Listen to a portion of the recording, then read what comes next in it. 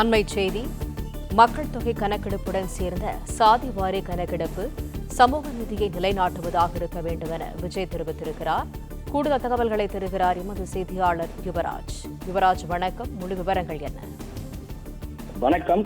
மத்திய அரசு நடத்தும் மக்கள் தொகை கணக்கெடுப்புடன் சார்ந்த சாதிவாரி கணக்கெடுப்பானது உண்மையான சமூக நீதியை நிலைநாட்டுவதாக இருக்க வேண்டும் எனவும், தமிழ்நாடு அரசு ஒவ்வொரு வகுப்புக்குமான விகிதாச்சார பிரதிநிதித்துவம் மற்றும் அவர்களின் சமூக நிலை குறித்து சாதிவாரி கணக்கெடுப்பு ஆய்வினை உடனடியாக மேற்கொள்ள வேண்டும் என தமிழக வெற்றி கழக தலைவர் விஜய் அறிக்கை ஒன்றை வெளியிட்டிருக்கின்றார். அந்த அறிக்கையில் சாதிவாரி கணக்கெடுப்பு நடத்தப்பட வேண்டும் என்பது அனைத்து சமூக மக்களின் சமூக நீதிக்கான உரிமை முழக்கம் எனவும், இந்த கோரிக்கையானது இந்திய ஒன்றியமெங்கும் வலுவடைந்த காரணத்தால் மத்திய பாஜக அரசு இறங்கி வந்து நாடு முழுவதும் மக்கள் தொகை கணக்கெடுப்புடன் சேர்ந்த சாதிவாரி கணக்கெடுப்பு நடத்தப்படும் என அறிவித்தது என்றும் இந்த அறிக்கையில் குறிப்பிட்டிருக்கின்றார். அதே போன்று இந்த கணக்கெடுப்பானது 2 கட்டங்களாக நடத்தப்படும் என்று தற்போது அறிவிக்கப்பட்டுள்ளது.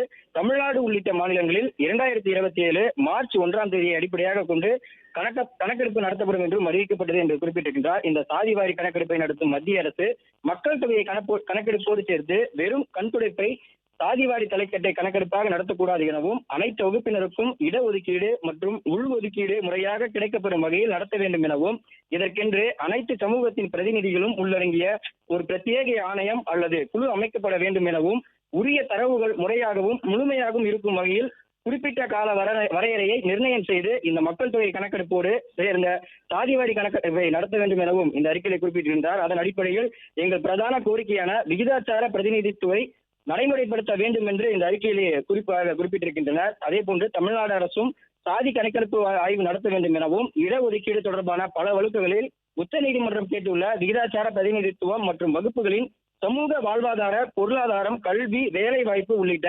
அனைத்திலும் எந்தெந்த நிலைகளில் தற்போது பின்தங்கி உள்ளனர் என்பதற்கான சரியான தரவுகள் மற்றும் தற்போதைய சமூக நிலை உள்ளிட்டவற்றின் விவரங்களை அதில் சேகரிக்க வேண்டும் எனவும், இந்த ஆய்வானது அனைத்து சமூகத்திற்குமான பிரதிநிதித்துவையும் சட்டப்படி செல்லத்தக்க உகந்த உள் ஒதுக்கீட்டை உறுதி செய்யும் வகையில் முழுமையாக உள்ளடக்கியதாக இருக்க வேண்டும் என்று இந்த அறிக்கையிலே குறிப்பிட்டிருக்கின்றார்.